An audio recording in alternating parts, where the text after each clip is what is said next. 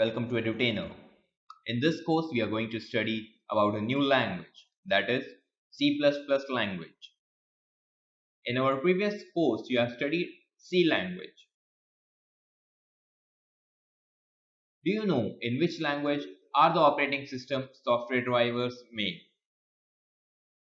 Right, that's C++ language. Now, we will be covering up some of the objectives that we are going to cover up in this course. C++ overview. Over here, you will be studying about the introduction of C++ language, its features and benefits, and the history of C++. C++ environment setup. Over here, we will be setting up the environment to run our programs in C++ language. C++ basic syntax. Over here, we will be writing our first program in C++ language. C++ flow control.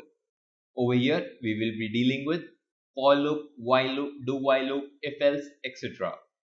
C++ functions. We will be creating functions, objects, array, strings. C++ object oriented.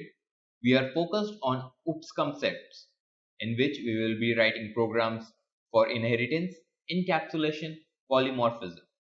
C++ advanced. We will be writing some of the advanced programs in C++. So these are some of the major objectives that we are going to cover up in this course. Thank you.